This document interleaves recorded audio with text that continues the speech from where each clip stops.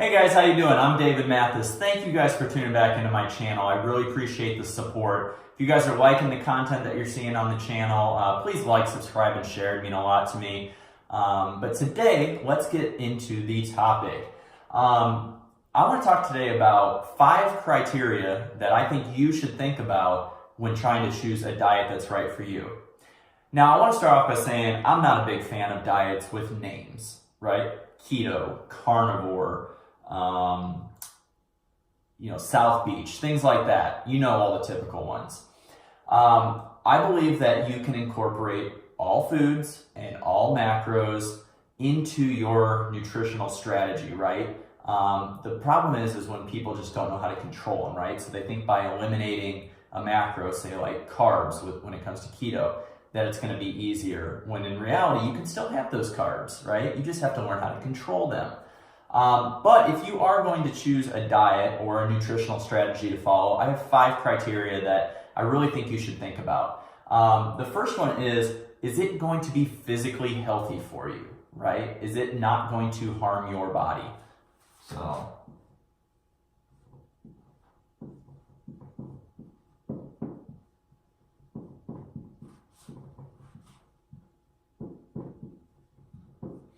this is really important to keep in mind because a lot of times when you start depriving yourself of certain macros or micronutrients, your body tends to break down, right? So you want to first and foremost make sure that you're giving your body everything that it needs in order to physically survive. The second one is it mentally healthy for you? Meaning, are you going to be able to think properly? Are you going to not have mood swings? Are you going to be sharp, right? Is it not going to cause you to fall into an eating disorder, perhaps? So I think mental health is another aspect that you need to think of when choosing a diet.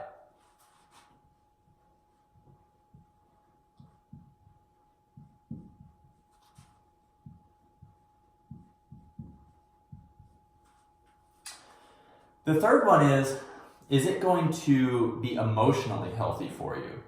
Now, that might seem like it's an odd criteria, but think about it. If you're going to be eating a diet or a certain way, right, are you going to be sad? Is it going to mess with mood swings? Are you going to feel like you're depriving yourself? Are you going to feel like perhaps you're not worthy of being able to eat something, or when you do eat something, are you going to feel guilty? These are all emotional things that you need to take into consideration that can lead to disordered eating, later on down the road. As someone who has suffered and nearly lost his life from an eating disorder, which I will touch on more in videos to come, I understand the emotional attachment there is to food. So you have to be aware of, how is this going to affect my emotions, right? Am I going to feel like I'm depriving myself, or am I going to feel like I need to binge? Am I going to feel guilty about eating something? Keep those in mind when you're trying to choose which nutritional strategy is going to be right for you. The third one is, does it interfere with your lifestyle? Is it sustainable?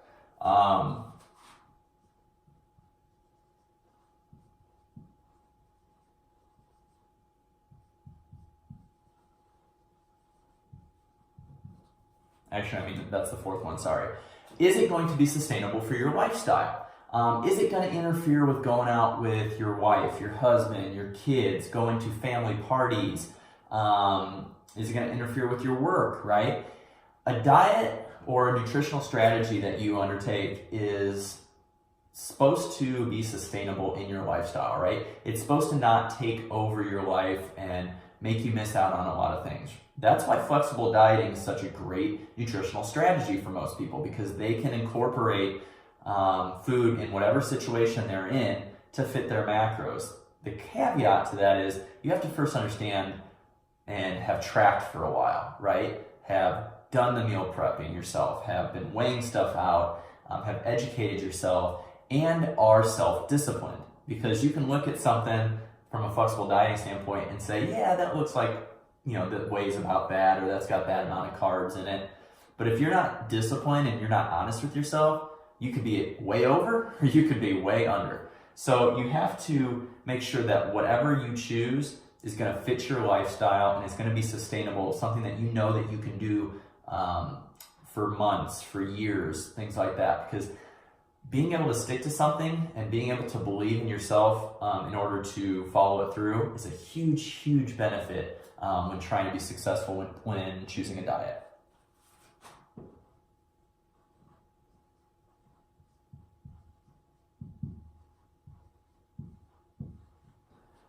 And finally, the fifth one, and probably the one that means more in terms of weight loss or weight gain than anything, is, does it put you in a caloric deficit? A lot of people get hung up on these different diets, saying like this one's superior to that one or whatever. Guys, the only thing that's superior is whether or not, first of all, you can sustain it, and second of all, does it put you in a calorie deficit?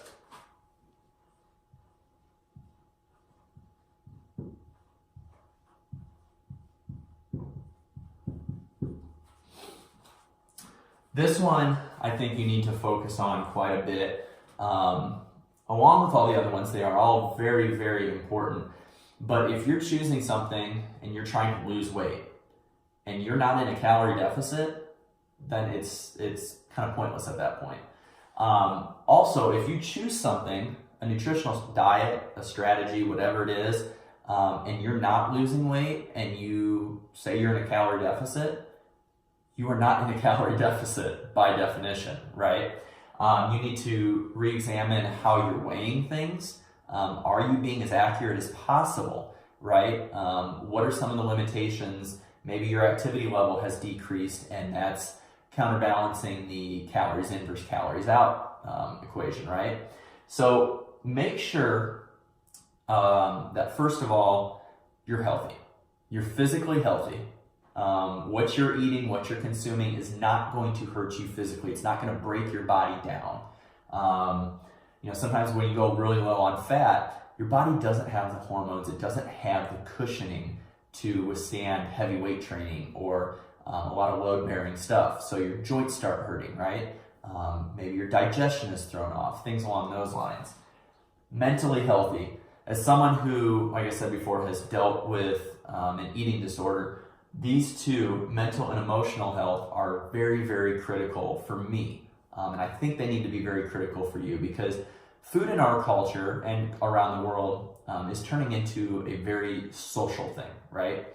When you have issues mentally handling what you're eating or what you're not eating, and that starts affecting the way that you think about yourself, the way you think about others, your mood swings, that's a really slippery slope to go down, guys. That is something that can get out of hand real quick before you know it. So make sure that these two are on a top priority when deciding how you're going to structure your eating. Sustainability. It's not going to work if you can't keep it up, right? 2, 3, 4 weeks of it and then going off of it for 2, 3, 4 weeks and then trying to go back on to it again. Shit doesn't work, guys. Sorry to tell you. You are never going to see results, right? We are humans. We are not robots. So seeing results doesn't happen as quickly as we want, right? We can't be automatic all the time. So the more that you can pick something that 85, 90, 95% of the time you're going to be able to stick to, that is what's going to show you the most results, right? It might not happen quite as quickly as you want to, but as it does happen, it's going to stick around in your life a lot longer. So that sustainability is a huge factor. Like I said, finally, fifth one, calorie deficit. If you're trying to lose weight and whatever you choose, if it hits the physical, mental, emotional, and sustainable, but it doesn't put you in a calorie deficit, you're not going to lose weight, guys. Now, a calorie deficit can either be, coming from reduction of food or increased energy output as of exercise. But, you could change this around. Say you're wanting to gain weight, right? So you need to be physically healthy, mentally, emotionally. It needs to be sustainable. And then you need to be in a calorie surplus. So these things, this is very interchangeable here, just depending on what your specific goal is. So these are the 5 criteria that I like to talk to my clients about when deciding how they're going to eat. I coach in a very flexible dieting manner. but I also understand that that's not for everybody. You have to find what's going to work for you. Me, probably about 80% of the time, I'm like meal prepping. I'm eating the same things over and over. But I do have that flexibility the other 20% of the time, or when I'm out traveling, to use flexible dieting to my advantage. But that comes from years of tracking, weighing, educating myself. I'm getting my master's right now in exercise science. I've been a trainer since 2007. So all these things have come into play in my history. Now, is it going to take you guys that long if you're brand new to it? No.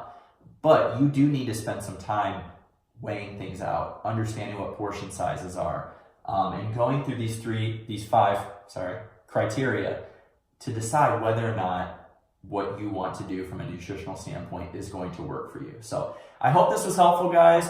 Go ahead and take a screenshot of that if you want. If you have any questions, please feel free to contact me. Mathas Fitness, Mathas Fitness @gmail.com. You can find me at Mathas Fitness on Instagram. Please leave comments in the section below.